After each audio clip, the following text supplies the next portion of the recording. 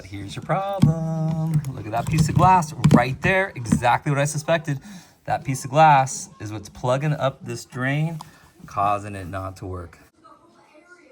Hey friends, welcome back to the channel. I got a dishwasher here. I've been trying to figure out what's wrong with it, and I think I have figured it out. Come along with me. This is gonna be a very common problem. I've had it happen before in several of the dishwashers that we have. So let's take a look. This dishwasher right here, I've pulled it out. The water is in here and it is not draining.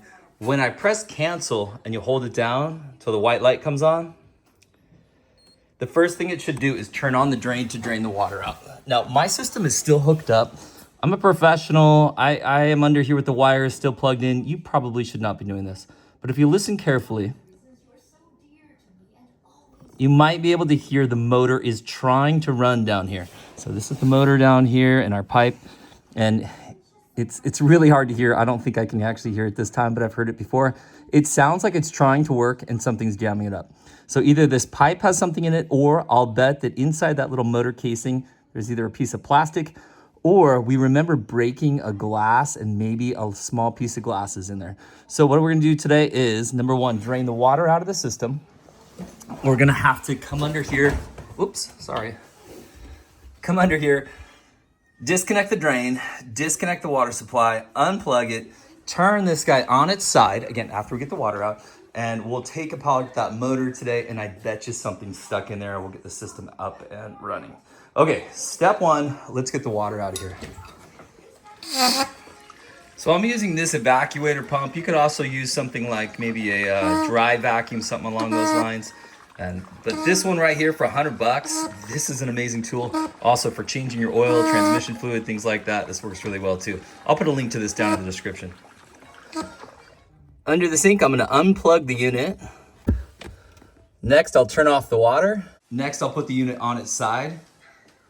Now for me, my hoses are long enough that I still have not disconnected these yet. And double check you have the electricity turned off. If yours is hardwired, you're gonna have to go to your breaker box and turn it off. Oh, I got a helper here. Thank you, Riley. So here's my drain, now that we've got it on its side. I'm gonna disconnect the drain piece right here. And then also, we'll see if there's maybe something clogging it here. If not, look, this is the bottom of the actual propeller right here. Something tells me there's something jammed right in there. Let's squeeze together this clip. Gently back it off. There was a little water, not too much. We'll see if we can look inside there. I don't know. Pretty hard to tell. So with this type of a unit, this white part right here, we should be able to twist this right off. Look at that. So no screws or anything on this particular one. And we should be able to twist and pop this off. See a little flange, we just got to twist a little bit more. So this took a little bit of jiggling to get this off. But again, you can see these 3 flanges. And I just glanced in and check it out. Here's your problem. Look at that piece of glass right there. Exactly what I suspected. That piece of glass is what's plugging up this drain, causing it not to work. Bam. There's your problem. All right, reverse order. Let's get everything back together. This piece is gonna be important that we get on there correctly. That little black part, that little seal, have to sit in there. Okay, so we're gonna push it on and then we're gonna twist this direction. Solid twist. Take a look around, make sure it's sealed well. No problem. Put this back on.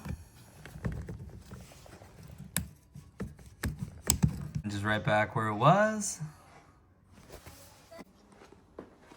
So before I put it back in, I'm actually gonna turn the water on, I'm gonna turn the electricity on, and I'm gonna run it out here just to make sure everything's working right, but I can tell you it's probably gonna... Of course it worked perfect. We got that piece of glass out of there. Now I'm gonna unplug it, gently push it back into its spot, and start to button it up. Okay, I have one more piece of advice. I got my dishwasher back in, it's working great, but listen, under here, there's a chance that this is gonna leak, and over time, that chance increases. So, this is a water alarm right here. Here's the way it works. These little prongs on the bottom, if those 4 prongs get water on them, like this, it alerts you, lets you know you have a water issue. So everything's all buttoned up down there. I'm just gonna gently slide this in. it'll just live right there. Now I'll put the insulation and that little cover plate, kick plate that goes on top of there. Hey friends, I hope today's video helped you out. If it did, give it a thumbs up, subscribe to the channel, and we'll see you next time.